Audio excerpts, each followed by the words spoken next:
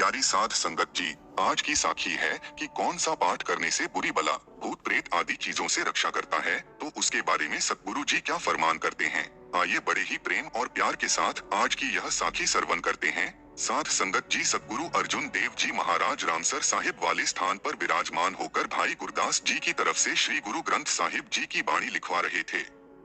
तो उस समय एक बंजारे सिख ने सतगुरु के पास आकर विनती की कि हे सतगुरु महाराज जी, मैं देशों विदेशों की सैर करता रहता हूँ, तो कृपया करके मुझे ऐसा पाठ बख्शिश करें जिससे कि चोरों से, भूतों से और प्रेतों से और बुरी बलाओं से मैं बचा रहा हूँ और मेरे तन, मन और धन की रक्षा हो सके। उस समय सतगुरु जी सोहेले के शब्द लिखवा रहे थे। उस समय 3 शब्द सतगुरु नानक देव जी महाराज के जय भय कीरत आखिए छे घर छे गुर छे उपदेश गगन में थाल यह लिखे जा चुके थे। फिर सतगुरु जी ने चौथा शब्द अपने पिता गुरु रामदास जी वाला काम क्रोध नगर बाहु भरिया और 5वां शब्द करो विनती सुनो मेरे मीता, और यह 5 शब्द श्री गुरु ग्रंथ साहिब जी में लिखे और उस बंजारे सिख को और संगत को संबोधन करके कहा कि 4 शब्द रखिया के बता रहे हैं, इनका पाठ करा करो। सोरठ मोहल्ला 5वां गुरु का शब्द रखवारे चौकी चाय गिरध हमारे, दूसरा ताती वावना लगी पार ब्रह्म सरनाई, तीसरा श्लोक जय साधु गोविंद भजन कीर्तन नानक नीत, और चौथा मन में चिंतवो चिंतवनी उधम करो उठ नीत। जो भी सिख इन 5 शब्दों वाली कीर्तन सोहेला वाणी का पाठ सोने के समय करेगा, उसके तन, मन और धन की रखिया गुरु करेगा। उसके बाद सिख इन 5 शब्दों वाली वाणी का पाठ करने लगे। वह बंजारा सिख सतगुरु से आज्ञा लेकर अपना व्यापार करने के लिए चला गया और वह हर रोज कीर्तन सोहिला वाणी का पाठ करके सो जाया करे और कोई भी उसका नुकसान ना कर सके। तो एक दिन वह बहुत थका हुआ था और वह लेटा लेटा ही वाणी का पाठ करने लगा और उसे नींद आ गई और उस दिन चोरों का दाव लग गया।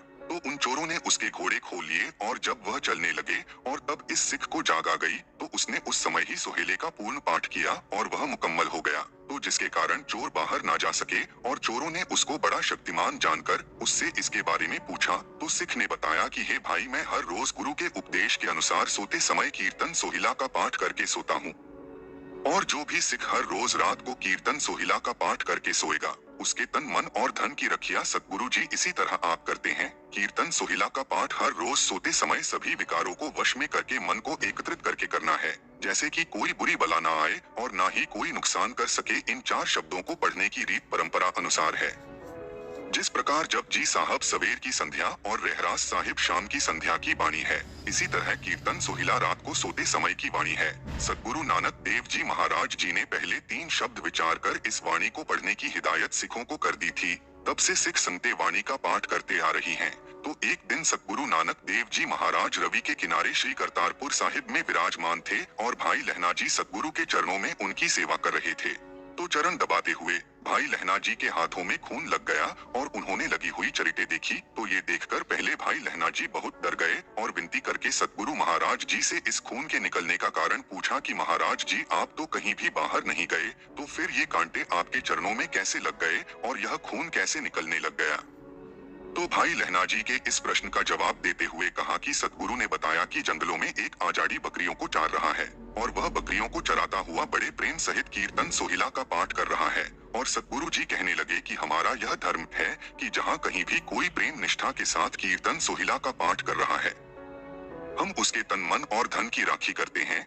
हम उस आदमी के पीछे पीछे चल रहे थे जिसके कारण कांटे लग गए, जिसके कारण खून निकलने लग गया। और फिर सतगुरु जी ने उस आजाड़ी को बुलाकर समझाया कि भाई, कीर्तन सोहिला का पाठ दिन के समय नहीं करना बल्कि रात को सोने के समय करना है। जो भी गुरु का प्यारा रात को सोने के समय कीर्तन सोहिला का पाठ करेगा, हम उसके रखवाले होंगे। उसको रात के समय बुरे सपने नहीं आएंगे, दबाव नहीं होगा और जम परेशान नहीं करेंगे और कोई भी ताकत परेशान नहीं कर सकेगी और अंत समय मुक्त होगा। इस तरह वचन कहकर सतगुरु जी ने सिखों को रात को कीर्तन सोहिला का पाठ करने की हिदायत दी और वचन किए कृपा दृष्टि को देख गोसाई तह आजाद को गिरा आलाई, 100 समय बखानिए कंठ सोहेला जोए अधिक खुशी बोहरों करी द्वे त्रिधे ते खोए।